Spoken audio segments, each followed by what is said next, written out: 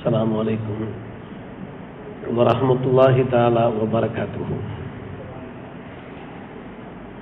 نحمده ونصلي على رسوله الكريم أما بعد. فقد قال الله تعالى في كلامه القديم والفرقان المجيد: أعوذ بالله من الشيطان الرجيم.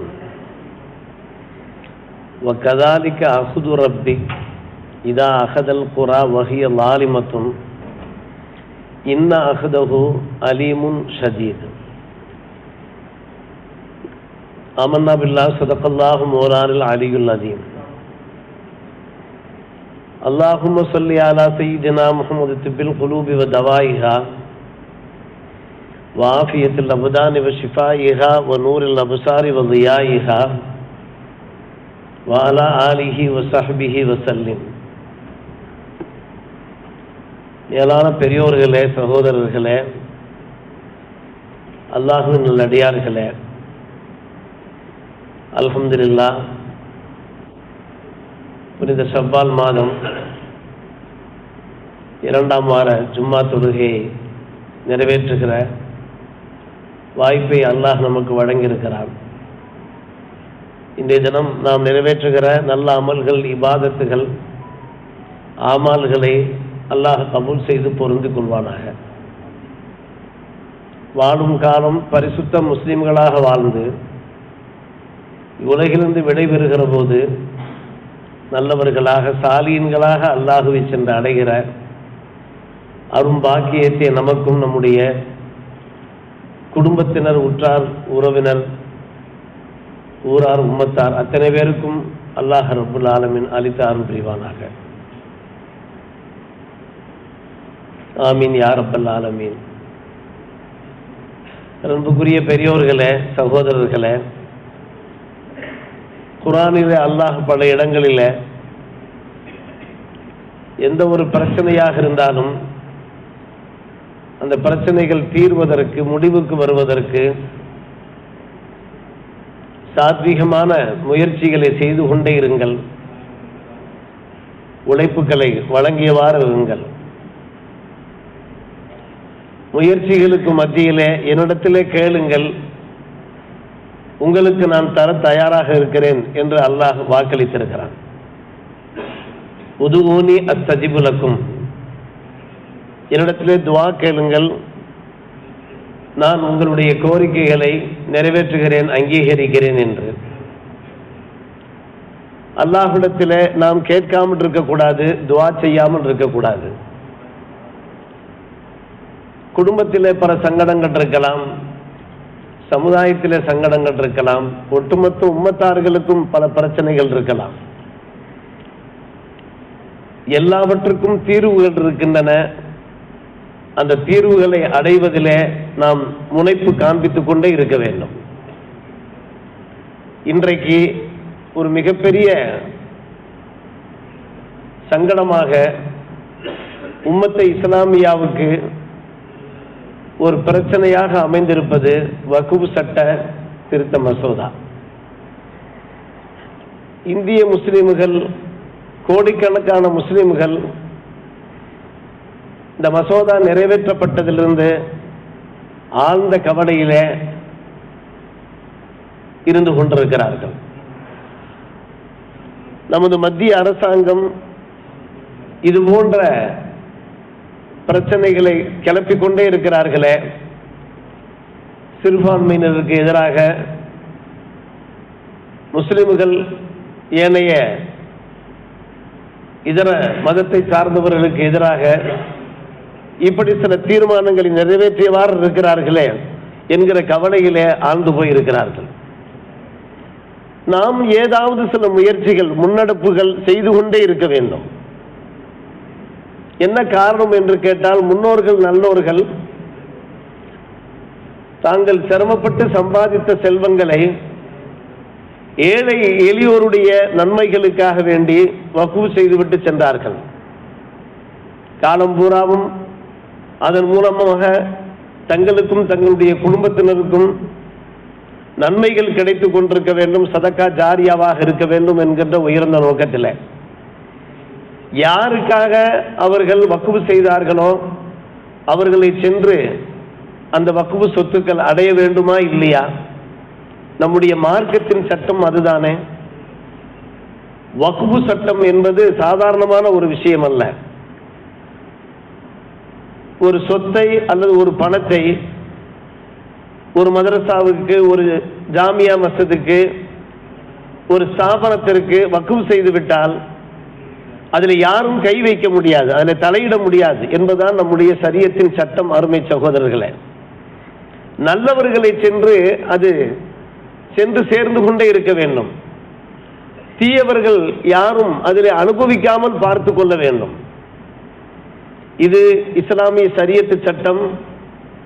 யார் பொறுப்புதாரிகளாக இருக்கிறார்களோ, அதிகாரிகளாக இருக்கிறார்களோ, அமீர்களாக இருக்கிறார்களோ அவர்கள் இதை கண்காணிக்க வேண்டிய அவசியம் இருக்கிறது.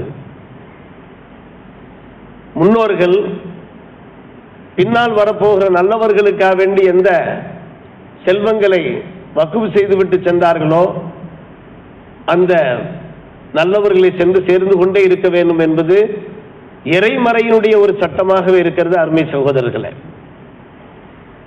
இதோ குர்ஆனிலே சூரத்துல் கஹ்ஃபிலே 82ஆம் வசனமாக அல்லாஹ் ஒரு நிகழ்ச்சியை பதிவு செய்திருக்கிறான். ஒரு இறை தூதர், ஒரு இறை நேசர் இருவரும் ஒரு கிராமம் செல்கிறார்கள். அங்கே உணவு கேட்கிறார்கள். மறுத்துவிட்டார்கள். மறுத்துவிட்ட போதும் கூட அந்த இறைநேச செல்வர் இருக்கிறாரே வலியுல்லா, அந்த கிராமத்தில் ஒரு சுவர் பழுதுபட்டு இருக்கிறது, குட்டிச்சுவராக இருக்கிறது, அது சரிந்து விழுகின்ற நிலையிலே இருக்கிறது. ஃபாகாமஹு, அதை அவர்கள் செப்பனிடுகிறார்கள், சரி செய்கிறார்கள். இறை தூதர் மூசா அலைஹிஸ்ஸலாம் கேட்கிறார்கள், இந்த ஊருக்கு நாம் வந்தபோது நமக்கு உணவு தர மறுத்து விட்டார்கள். தாங்கள் இந்த வேலையை செய்திருக்கிறீர்கள், ஒரு நல்ல வேலை, இதற்கான கூலியை நீங்கள் பெற்றுக்கொள்ளலாமே என்று சொன்னார்கள். கடைசியாக அந்த வசனத்தின் முடிவிலே வருகிறது, ஹதிர் அலைஹிஸ்ஸலாத்து வஸ்ஸலாம் அவர்கள் அதற்கான தீர்வை எடுத்துரைக்கிறார்கள். நான் ஏன் இந்த வேலையை நான் செய்தேன் என்று கேட்டால், இந்த குட்டிச்சுவருக்கு கீழே ஒரு கன்சு இருக்கிறது, சில பணங்காசுகள் இருக்கின்றன, பொற்காசுகள் இருக்கின்றன. அது யாருக்கு சொந்தம் என்று கேட்டால், யத்தீமைனி குலாமைனி யத்தீமைனி ஃபில் மதீனா, இந்த ஊரில் இருக்கக்கூடிய அனாதை சிறுவர்கள் இருவருக்கு சொந்தமான ஒன்று. இந்த நேரத்தில் அந்த சுவர் தகர்ந்து இடிந்து விழுந்து விட்டால் யாராவது அதை கைப்பற்றி சென்று விடுவார்கள். அது பாதுகாக்கப்பட வேண்டும். அதற்கு காரணமாகத்தான் நான் அந்த சுவரை சரி செய்திருக்கிறேன்.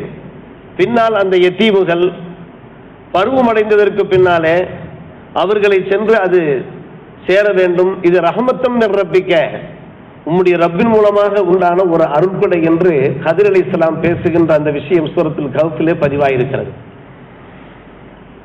அருமையான வசனம். அம்மல் ஜிதாரு ஃபகான லிகுலாமைனி யத்தீமைனி ஃபில் மதீனா வகான தஹ்தஹு கன்ஸுல் லஹுமா வகான அபூஹுமா சாலிஹா.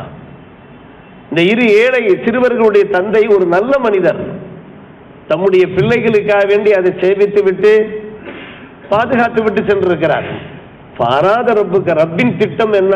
எவ்வளவுகா அசுத்தகுமா, அந்த இருவரும் பருவம் அடைந்த பின்னே எஸ்தஹ்ரிதா கன்சகுமா, இந்த பொற்காசுகளை அவர்கள் வெளியில் எடுத்து தங்கள் வாழ்க்கைக்கு பயன்படுத்திக் கொள்ள வேண்டும் என்று. அமானித சொத்துக்கள் பாதுகாப்பது அவசியம். அருமை சகோதரர்களே, பெரியவர்களே, யோசித்து பார்க்கிறோம். ஒரு இறை தூதர், ஒரு இறை நேச செல்வர், இந்த இருவர் மூலமாக அல்லாஹ் உணர்த்துவது என்ன? முன்னோர்கள் பின்னால் வரக்கூடிய மக்களுக்காக வேண்டி ஏதாவது பொது சொத்துக்களை வக்ஃபு செய்துவிட்டு சென்றார்கள் என்றால், தங்களுக்கான அந்த சொத்துக்களை வக்ஃபு செய்துவிட்டு சென்றார்கள் என்றால் அதை பாதுகாத்து உரியவர்களிடத்திலே தொடர்ந்து சென்று சேர்வதற்கு வழிவகை கண்டுகொண்டே இருக்க வேண்டும் என்பதைத்தான் இந்த நிகழ்ச்சியின் வாயிலாக அல்லாஹ் நமக்கு உணர்த்தியவாறு இருக்கிறான். அன்பான சகோதரர்களே, மிகவும் சங்கடமான ஒரு விஷயம் இது. கியாம நாளுடைய அடையாளம் என்றுதான் சொல்ல வேண்டும்.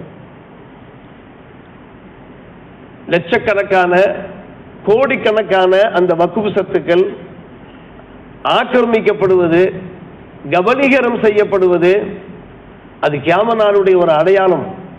நிச்சயமாக இதன் மூலமாக ஒரு நல்ல நோக்கம் இருக்க முடியாது. ஆடு நனைகிறதே என்கிற அந்த உதாரணத்தை பார்லிமெண்டிலே ஒரு எம்பி எடுத்துரைத்தார் அல்லவா? நமக்காக வேண்டி அவர்கள் கவலைப்படுகிறார்களாம். உண்மையிலே அவர்கள் நமக்காக கவலைப்படக்கூடியவர்களா? கடந்த வாரம் நாம் அது பற்றி சற்று விரிவாகவே பேசணும். இதெல்லாம் எதனுடைய அடையாளம் என்று கேட்டால் கியாம நாளுடைய அடையாளம்.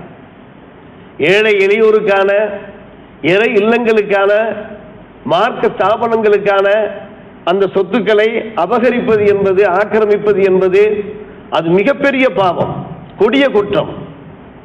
இந்த குற்றம் நீடிக்குமானால் கண்டிப்பாக கியாம நாள் வந்து சேரும் என்று பெருமானார் ரசூலே கரீம் ஸல்லல்லாஹு அலைஹி வஸல்லம் எச்சரிக்கை செய்திருக்கிறார்கள்.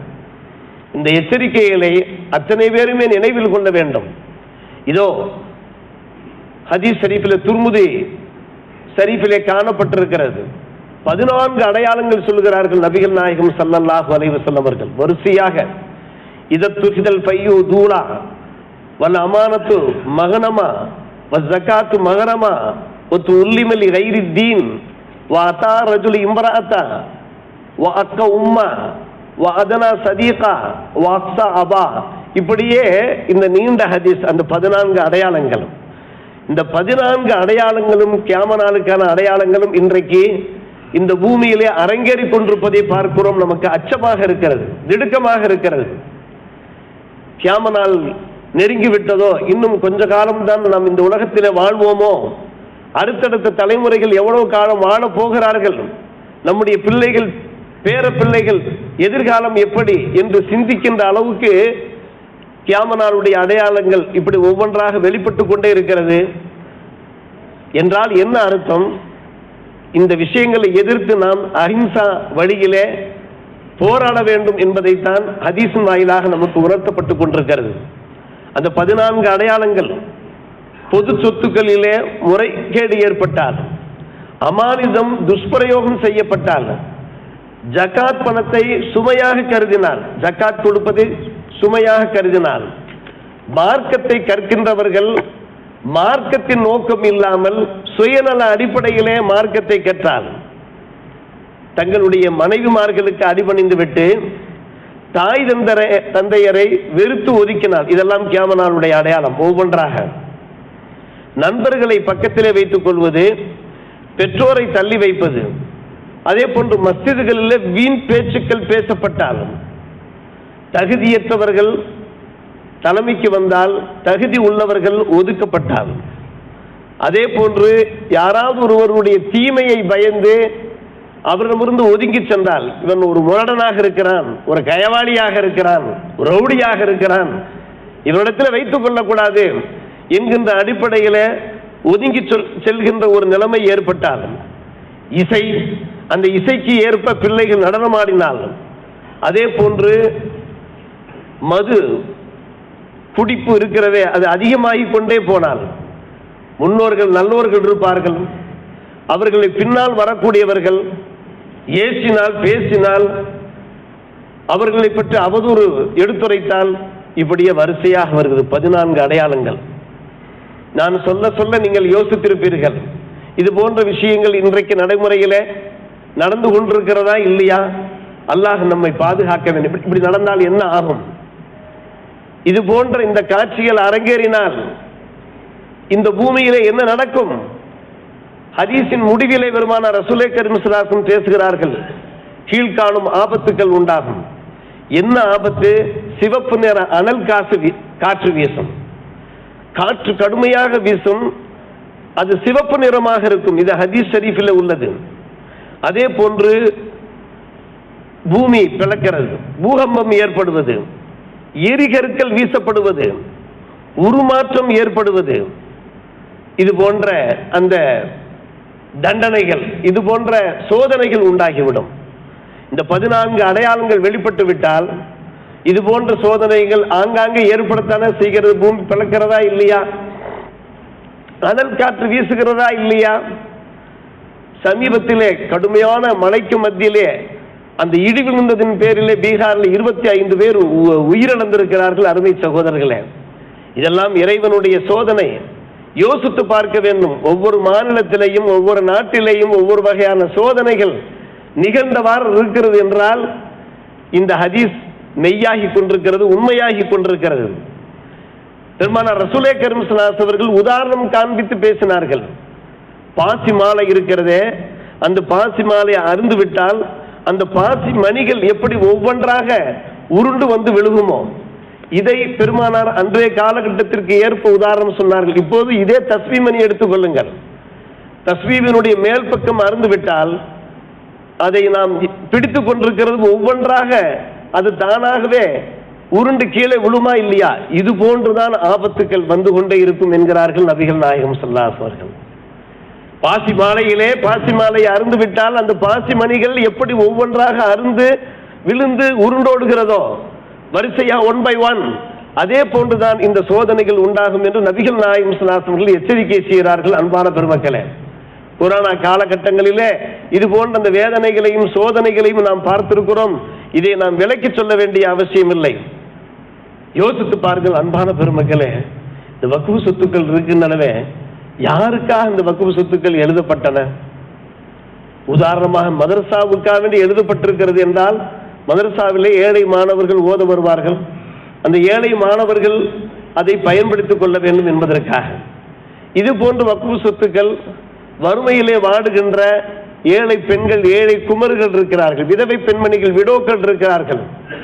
அவர்களுக்கு ஒரு மறுவாழ்வு கிடைக்க வேண்டும். அந்த வக்ஃப் சொத்துக்கள் அவர்களுக்கு பயன்படுத்தப்பட வேண்டும். நியாயமான காரணங்களுக்காக வேண்டி பள்ளிவாசல் வாசலிலே வந்து பலர் நிற்பார்கள். நியாயமான காரணங்களுக்காகத்தான் அவர்கள் வந்திருக்கிறார்கள் என்பது உறுதியாக உண்மையாக தெரியுமானால் நாம் அவர்களுக்கு இந்த வக்ஃப் சொத்துக்களில் அதில் கிடைக்கின்ற அந்த வருவாயிலே அவர்களுக்கு உதவுவதற்கு வாய்ப்பு இருக்கிறது. ஒவ்வொன்றாக நாம் யோசித்துக் கொண்டே போலாம். அருமை சகோதரர்களே, பெரியவர்களே, சமுதாய நன்மைக்காக வேண்டி, சமுதாய மேம்பாட்டுக்காக, சமுதாய மறுமலர்ச்சிக்காக இந்த வக்ஃப் சொத்துக்கள் பயன்படுத்தப்பட வேண்டும் என்பதுதான். இதற்காகத்தான் நம்முடைய முன்னோர்கள் என்ன செய்தார்கள்? எழுதி வைத்தார்கள். ஜனநாயக அடிப்படையிலே பார்த்தோம் என்றால் இவற்றுக்கு முரண்பாடாக ஒரு அரசாங்கம் செயல்படுமானால் அதை எதிர்த்து போராட வேண்டிய கடமை நன்கு கவனிக்க வேண்டும். ஒவ்வொரு முஸ்லிமுக்கும் இருக்கிறது, ஒவ்வொரு முஸ்லிமுக்கும் இருக்கிறது.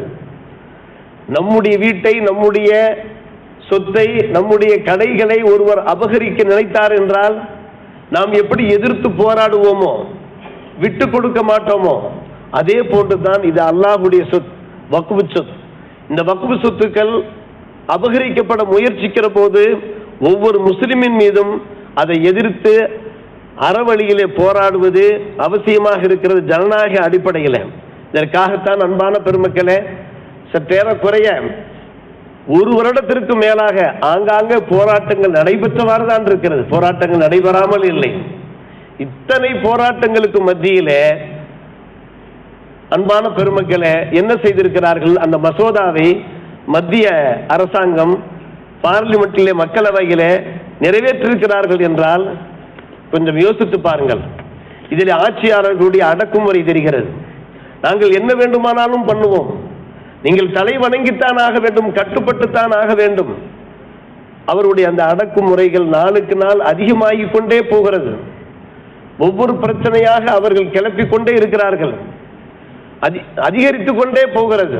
இப்படி அதிகரித்துக் கொண்டே போகிற போது அறவழியிலே போராட்டம் நடத்தக்கூடியவர்களுடைய அந்த குரல் வலைகளை நெரிப்பதற்கு, நசுக்குவதற்கு பெரும் முயற்சி எடுத்துக் கொள்கிறார்கள். பல்வேறுபட்ட அந்த உளவு துறைகள் மூலமாக கண்காணிக்கப்பட்டு குறிவைக்கப்பட்டு கொண்டிருக்கிறார்கள். குறிப்பாக வட இந்தியாவிலே பார்க்கிறோம், யார் இப்படி அறவழி போராட்டத்தில் ஈடுபடுகிறார்களோ அவருடைய வீடுகள் புல்டோசர்கள் மூலமாக தரைமட்டமாக்கப்படுகிறது. வீடுகள் மட்டுமல்ல, இறை இல்லங்களும் கூட அவ்வாறு ஆக்கப்படுகிறது. மக்களுடைய உணர்வுகள் மதிக்கப்படவில்லை, அவருடைய எதிர்ப்புகள் ஏற்றுக்கொள்ளப்படவில்லை. அதற்கு எதிரான அந்த அடக்குமுறைகள் கட்டவிழ்த்து விடப்படுவதை நாம் பார்த்து கொண்டிருக்கிறோமே அருமை பெருமக்களே. இத்தனைக்கும் மத்தியிலேயும் கூட நம்முடைய மக்கள் சாத்வீக வழியில் தான் போராடி கொண்டிருக்கிறார்கள், அறவழியில் தான் போராடி கொண்டிருக்கிறார்கள். உலக மக்களே வியக்கின்ற அளவுக்கு, ஆச்சரியப்படுகின்ற அளவுக்கு. அதே சமயத்தில் எத்தனையோ மதத்தை சார்ந்தவர்கள் அவர்கள் போராட்டங்கள் எப்படி நடத்துகிறார்கள் என்பதை நாம் பார்க்கலாம். இங்கே ஜும்மா உரையிலே சொல்ல முடியாது. பல்வேறுபட்ட அநியாயங்களிலேயும் அக்கிரமங்களிலேயும் பொதுமக்களுக்கு இடைஞ்சல் தருவதிலேயும் ஈடுபடுவார்கள். நம்முடைய முஸ்லிம்கள் அப்படி யாராவது ஏதாவது ஒன்று பண்ணுகிறார்களா? ஈது பெருநாள் நிகழ்ச்சிகளை எடுத்துக்கொண்டாலும் கூட எவ்வளவு அழகான முறையிலே சாத்வீகமான முறையிலே நூற்றுக்கணக்கான போலீசார் வந்திருக்கிறார்கள், காவல்துறையினர் வந்திருக்கிறார்கள். அவர்கள் தங்களுடைய கடமைகளை மிக சிறப்பாக செம்மையாக செய்கிறார்கள். ஆனால் அவர்களுக்கு ஏதாவது ஒரு சின்ன சிரமமாக நாம் கொடுத்தோமா? நான் காவல்காரர்களை பார்த்தேன், நம் பிள்ளைகளோடு விளையாடி கொண்டிருக்கிறார்கள்.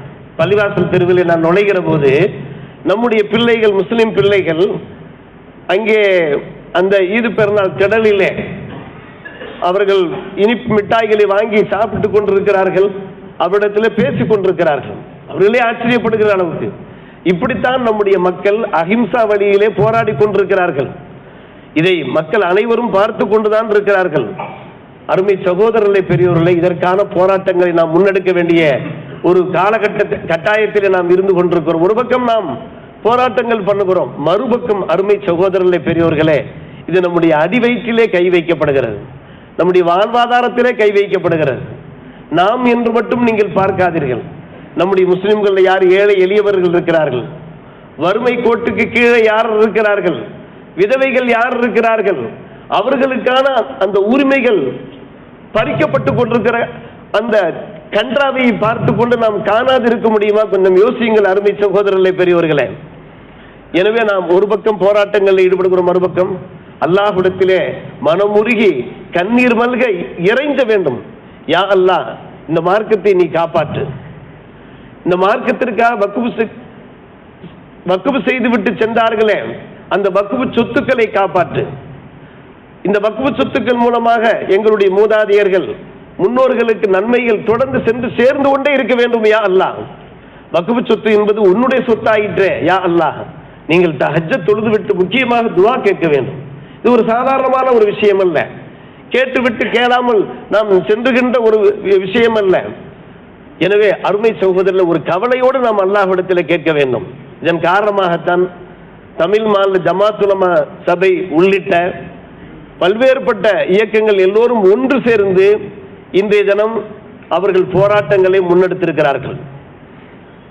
முழு தமிழகத்திலேயுமே அன்பான பெருமக்களே, ஜும்மா தொழுகை நிறைவேற்றிய கையோடு சில நிமிடங்கள் எல்லோரும் ஒரு ஆள் கூட சிந்தாமல் சிதறாமல் சென்று விடாமல் எல்லோருமாக சேர்ந்து கோஷம் எழுப்புகிறார்கள். வக்ஃப் சட்ட திருத்த மசோதாவை திரும்ப பெறு, திரும்ப பெறு, திரும்ப பெறு என்று. சற்று யோசிக்க வேண்டும். நிறைவேற்றி விட்டார்களே, நாம் கோஷம் எழுப்புவதில் என்ன பிரயோஜனம் இருக்கிறது? போராட்டம் பண்ணுவதில் என்ன பிரயோஜனம்? அது மட்டும் நீங்கள் யோசிக்கவே செய்யாதீர்கள் அன்பான பெருமக்களே. நாம் போராட்டம் செய்வதனால் நிச்சயமாக அதில் பலன் கிடைக்க வாய்ப்பு இருக்கிறது. பலன் கிடைக்க செய்யக்கூடியவன் அல்லாஹ் தான். அதனால் எந்த ஒரு பலனும் இல்லை என்றால் தமிழக சட்டசபையிலே ஏன் தீர்மானம் நிறைவேற்ற வேண்டும்? ஏன் கோர்ட்டுக்கு செல்ல வேண்டும், கேசாட வேண்டும்?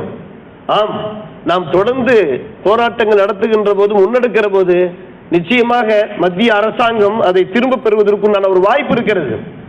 ஷாபான் வழக்கு அப்படித்தானே, கோர்ட்டு தீர்ப்பளித்து விட்டது. மார்க்கத்துக்கு எதிராக, சரியத்துக்கு எதிராக கோர்ட்டு தீர்ப்பளித்து விட்டது. தீர்ப்பு அளித்ததற்கு பின்புதான் அந்த அந்த தீர்ப்பு வாபஸ் பெறுகின்ற அளவுக்கு அன்றைக்கு அந்த ராஜீவ் காந்தி அரசாங்கம் என்ன செய்தது? அதை ரத்து செய்தது, அந்த தீர்ப்பையே ரத்து செய்தது, பார்லிமெண்டில் ஒரு சட்டத்தை ஏற்றி. அப்படியானால் அருமை சகோதரர்களை, நாம் எடுக்கின்ற ஒரு முயற்சி இருக்கிறதே, அது நிச்சயமாக வீண் போகாது. அதன் காரணமாகத்தான் தமிழகம் தழுவிய முறையிலே மற்றும் முழு இந்தியாவிலேயுமே அந்த போராட்ட களம் இப்போது நடைபெற்றுக் கொண்டிருக்கிறது. வக்ஃப் சட்ட அந்த திருத்த மசோதாவை வாபஸ் பெற வேண்டும் என்று போன வாரமே, கடந்த வாரமே நாம் எடுத்துரைத்தோம். மகாராஷ்டிர மாநில வக்ஃப் வாரியத்தின் ஓய்வு பெற்ற நிர்வாக அதிகாரி ஷேக் அப்துல் ரவுஃப் அவர் இதனுடைய ஆபத்தை, இதனுடைய பின் விளைவை எடுத்துரைத்திருக்கிறார். தாங்கள் ஓரளவுக்கு முழுமையாக படித்திருப்பீர்கள். வக்ஃப் வாரியத்திலே மொத்தம் உள்ள உறுப்பினர்கள், மத்திய அரசாங்கத்தினுடைய வக்ஃப் வாரியத்திலே மொத்தம் உள்ள உறுப்பினர்கள் 22 பேர். இப்போது அந்த வக்ஃப் சட்ட திருத்த மசோதா பிரகாரம் 10 பேர் தான் முஸ்லிம்களாக இருப்பார்கள். மீதம் 12 பேர் அரசு நியமனம் பெறக்கூடியவர்கள் தான் இருப்பார்கள். அரசு நியமனம் பெறக்கூடியவர்கள் முஸ்லிம்களாகத்தான் இருப்பார்கள் என்று சொல்ல முடியாது. முஸ்லிம் அல்லாதோரும் வந்துவிட வாய்ப்பு இருக்கிறது. அப்படியானால் மெஜாரிட்டி யாராக இருக்க வாய்ப்பு இருக்கிறது? முஸ்லிம் அல்லாதோர். யாருடைய சொத்துக்களை யார் நிர்வாகம் பண்ணுவது? இதை தாண்டி அன்பான பெருமக்களே அப்துல் ரவுப் எச்சரிக்கை செய்கிறார். மத்திய அந்த சட்டத்தின் பிரகாரம் முஸ்லிம் அல்லாத ஒருவரை அதன் தலைமை நிர்வாக சிஇஓவாக நியமிப்பதற்கும் இந்த சட்ட திருத்தம் வழிவகுக்கிறது. தலைமை அதிகாரியாக சிஇஓவாக இருக்கக்கூடியவரும் கூட முஸ்லிம் அல்லாதவராக இருக்க வாய்ப்பு இருக்கிறது என்று. தலைமை அதிகாரியே முஸ்லிம் அல்லாதவராக இருக்கிற போது நிலைமை எப்படி இருக்கும் என்பதை கொஞ்சம் யோசித்து பாருங்கள் அன்பான பெருமக்களே. இத்தனைக்கு மத்தியில் தான் மாஷா அல்லாஹ் அல்லாஹ் நம்முடைய தமிழகத்தை காப்பாற்றிருக்கிறான். என்றைக்கும் இந்த தமிழகம் காப்பாற்றப்பட வேண்டும், அமைதி தவழுகின்ற ஒரு மாநிலமாக இது திகழ வேண்டும் என்று நாம் அல்லாஹ்விடத்தில் பிரார்த்திக்கின்றோம், துஆ செய்கின்றோம். அன்பான சகோதரர்களே, அவ்வப்போது யாராவது உள்ளே வந்து ஏதாவது குழப்பி விட்டு சென்று கொண்டே இருக்கிறார்கள். இந்த குழப்பங்களுக்கு அப்பால் அல்லாஹ் இந்த தமிழகத்தை காப்பாற்ற வேண்டும். இதன் காரணமாகத்தான் மசோதாவுக்கு எதிரான முறையில் சற்றேறக்கூடிய ஒரு 8 மணி நேரத்திலேயே தீர்மானம் நிறைவேற்றியிருக்கிறது. தமிழக சட்ட பேரவை தீர்மானம் நிறைவேற்றியிருக்கிறார்கள். வக்ஃபு சட்ட திருத்தத்தை நீங்கள் திரும்ப பெற வேண்டும் என்று தீர்மானம் நிறைவேற்றிருக்கார். இரவோடு இரவாக கருப்பு பேட்ஜ் அணிந்து கொண்டு வந்து அந்த தீர்மானத்தை நிறைவேற்றுவது யாருக்காக? இது யாருக்காக? முஸ்லிம்களுக்காக நிறைவேற்றினார்கள். முஸ்லிம்களுக்காக நிறைவேற்றியது மட்டுமல்ல, சட்டசபையே குலுங்குகின்ற அளவுக்கு திரும்ப பெறு வக்ஃபு சட்ட திருத்த மசோதாவை திரும்ப பெறு என்கிற அந்த குரலை அவர்கள் எழுப்பியிருக்கிறார்கள். எழுப்பியதோடு அவர்கள் கோர்ட்டுக்கும் சென்றிருக்கிறார்கள் என்றால் நன்றி தெரிவிப்பதற்காக வேண்டிதான் தமிழ் மாநில ஜமாத் உலமா சபை உள்ளிட்ட காஜிகள் கூட்டமைப்பு 38 மாவட்டங்களில் இருக்கக்கூடிய பெரும்பாலான காஜிமார்கள் தமிழக முதல்வரை சந்தித்து அந்த தீர்மானம் நிறைவேற்றியதற்கான நன்றியை தெரிவித்துவிட்டு வந்திருக்கிறார்கள். நன்றி தெரிவிக்க வேண்டுமா இல்லையா? நாம் என்ன செய்ய முடியும்? நாம் அறவழி போராட்டங்கள் பண்ணுகிறோம். தமிழக சட்டசபை ஒரு சிறந்த முன்மாதிரியாக அமைந்து விட்டது. மற்ற மாநில சட்டசபைகளில் சில சட்டசபைகள் யோசித்துக் கொண்டிருக்கிறார்கள். தாமும் அது போன்ற தீர்மானத்தை நிறைவேற்ற வேண்டும் என்று யோசித்துக் கொண்டிருக்கிறார்கள். முன்மாதிரி சட்டசபையாக திகழ்ந்து விட்டது என்கிற அடிப்படையில் தான் அன்பான பெருமக்களே, தொடர்ந்து முஸ்லிம்களுடைய ஜனநாயகம் பாதுகாக்கப்பட வேண்டும், உரிமைகள் பாதுகாக்கப்பட வேண்டும் என்பதற்காக வேண்டிய உலமாக்களும் சரி, காஜிகள் கூட்டமைப்பும் சரி, ஊக்கம் தருகிற முறையிலே அவர்களை சென்று சந்தித்து வாழ்த்தி அவர்களை போற்றி மேலும் மேலும் இது போன்ற முஸ்லிம்களுக்கு நியாயமான அந்த உரிமைகள் காக்கப்படுவதற்கு நீங்கள் முயற்சி எடுத்துக் கொள்ள வேண்டும் என்கின்ற அந்த கோரிக்கையை முன்வைத்து விட்டு வந்திருக்கிறார்கள். அருமை சகோதரர்களை பெரியவர், நமது வக்ஃப் நமது உரிமை. வெளியே பார்த்திருப்பீர்கள், போர்டிலே பார்த்திருப்பீர்கள், நமது வக்ஃப் நமது உரிமை. காரணம், இந்த வக்ஃப் இருக்கிறதே எமதல்ல, நமது. நமது என்றால் தாங்கள் புரிந்து கொள்ளலாம், ஒவ்வொரு முஸ்லிம் உடையது. இதன் காரணமாகத்தான் அருமை சகோதரர்களே, இன்றைய தினம் நம்முடைய ஜாமியா மஸ்ஜிதினுடைய கண்ணி வாய்ந்த நிர்வாக பெருமக்கள் ஒவ்வொரு பள்ளிவாசலையும் செய்வது போன்று கருப்பு பேட்ஜ் அணிந்து அவர்களே ஏற்பாடு செய்திருக்கிறார்கள். அணிந்து நாம் என்ன செய்கிறோம்? ஜும்மா தொழுகை நிறைவேற்றிய கையோடு வெகு சீக்கிரமாக நாம் வெளியே சென்று ஒரு சில நிமிடங்கள் நாம் கோஷங்கள் எழுப்பி நம்முடைய அந்த எதிர்ப்புகளை தெரிவிப்பதற்கு அவர்கள் தயாராக இருக்கிறார்கள். அன்பு கூர்ந்து தாங்கள் யாரும் கலைந்து சென்று விடாதீர்கள். சுன்னத்து தொழுகை நிறைவேற்றிய கையோடு அனைவருமாக ஒருங்கிணைந்து, காரணம் இதில் எந்த ஒரு பாகுபாடும் இல்லை, எந்த ஒரு வேறுபாடும் இல்லை. அத்தனை பேரும் ஒருவருக்கொருவர் கைகோர்த்திருக்கிறார்கள். நம்முடைய மக்களிலே, இஸ்லாமிய மக்களிலேயே எல்லா இயக்கங்கள் சார்ந்தவர்கள், எல்லா ஜமாத் சார்ந்தவர்கள் எல்லோருமே இதற்கான அந்த சாத்வீக போராட்டத்திலே ஈடுபட்டு கொண்டிருக்கிறார்கள். எனவே நாம் இந்த இது நிச்சயமாக பலன் கொடுக்கும். அல்லாஹ்வை சென்று அடையும் சிந்தித்தும் சந்தேகமே கிடையாது. அதே போன்றுதான் வருகிற ஞாயிற்றுக்கிழமை இன்ஷா அல்லாஹ் மாலையிலே மயிலாடுதுறை சின்னக்கடை தெருவிலே தமிழ் மாநில ஜமாத் உலமாவுடைய அறிவிப்பு பிரகாரம் 13ஆம் தேதி மாலையிலே நமது வக்ஃப் நமது உரிமை என்கின்ற அந்த போராட்ட களத்திலே எல்லோருமாக ஒன்று சேர வேண்டும். சிஏ அமுல்படுத்துவதற்காக வேண்டி முயற்சித்த போது நம்முடைய ஊர் மக்கள் எல்லோரும் திரண்டு போனோமே, சின்னக்கடை வீதியே திணறி போனது. அன்பான பெருமக்கள், எங்கு பார்த்தாலும் சமுத்திரம். அது போன்ற ஒரு சோதனை தான் இப்போது ஏற்பட்டிருக்கிறது. எனவே ஞாயிற்றுக்கிழமை 5 மணிக்கு, மாலை 5 மணிக்கு அந்த போராட்டம் நடைபெற இருக்கிறது. அதிலேயும் தாங்கள் அவசியமாக கலந்து கொண்டு தங்களுடைய அந்த கன்னடத்தை, எதிர்ப்புகளை பதிவு செய்ய வேண்டும். நிச்சயமாக அல்லாஹ் ஒருவன் பார்த்து கொண்டு நமக்கு நம்பிக்கை இருக்கிறது. நாம் எடுத்த மாத்திரத்திலே ஒரு ஆயத்தை ஓதி காண்பித்தோமே, அபூ மூஸா அல் அஷ்அரி ரலியல்லாஹு அன்ஹு அவர்கள் அறிவிப்பு செய்கிறார்கள். நிச்சயமாக அல்லாஹ் அநியாயக்காரர்களுக்கு டைம் கொடுத்து கொண்டே இருப்பான். இன்னல்லாஹ லயும்லில் லாலிமி, தொடர்ந்து டைம் கொடுத்து கொண்டிருக்கிறான், டைம் கொடுத்து கொண்டு அவகாசம் கொடுத்து கொண்டே இருப்பான். ஆனால் பிடித்து விட்டால், பெருமானார் ரசூலுல்லாஹி கரீம் ஸல்லல்லாஹு அலைஹி வஸல்லம் சொல்கிறார்கள், அவர்களை தண்டிக்க ஆரம்பித்து விட்டால் லம் யுஃப்லித்து, அந்த தண்டனையிலிருந்து அவர் தப்பவே முடியாது, அல்லாஹ் தப்ப விட மாட்டான். குர்ஆனில் அல்லாஹ் பேசும் கதாலிக அஹுது ரப்பிக, இப்படித்தான் இறைவனுடைய பிடி இருக்கும், அவனுடைய தண்டனை இப்படித்தான் இருக்கும். அதாவது எடுத்த மாத்திரத்தில் தண்டிக்காவிட்டாலும் கூட எப்படியாவது திருந்துவார்களா, மாறுவார்களா, ஜனநாயகத்தை கடைபிடிப்பார்களா, இந்திய அரசாங்கத்தினுடைய அந்த பன்முகத்தன்மையை மதிப்பார்களா, அரசியல் சாசன சட்டங்களை அவர்கள் நடைமுறைப்படுத்துவார்களா என்று அல்லாஹ் பார்த்து கொண்டே இருப்பான். பிடித்து விட்டால் இதா அகதல் குரா வகை ஆலிமத்தும், தண்டனை கடுமையாக இருக்கும். இன்ன அகதகு அலீமுன் ஷதீத், அலீமுன் ஷதீத் என்றால் மிகவும் வேதனை தரக்கூடியதாக, மிகவும் கடுமையானதாக இருக்கும் என்று அல்லாஹ் சொல்கின்ற எச்சரிக்கை இருக்கிறது. சாதாரணமான ஒரு எச்சரிக்கை அல்ல இது, நாம் பேசுகின்ற எச்சரிக்கை இல்லை, இறைவனின் எச்சரிக்கை. அது எப்படி இருக்கும் என்று நாம் யோசித்து பார்க்கிறோம் அன்பான பெருமக்களே. எனவே ஒரு பக்கம் ஏக இறைவன் பார்த்து கொண்டிருக்கிறான், மறுபக்கம் நாம் என்ன செய்ய வேண்டும்? நாம் முன்னெடுத்து நம்முடைய அந்த போராட்டங்களை நாம் வெளிப்படுத்த வேண்டும், நம்முடைய கோஷங்களை வெளிப்படுத்த வேண்டும். நிச்சயமாக அல்லாஹ் அதில் ஒரு வெற்றியை தருவான். அல்லாஹ் நம் எல்லோருடைய அந்த முயற்சிகளை ஈடேறச் செய்வானாக என்கிற நல்ல துஆவோடு நிறைவு செய்கிறோம்.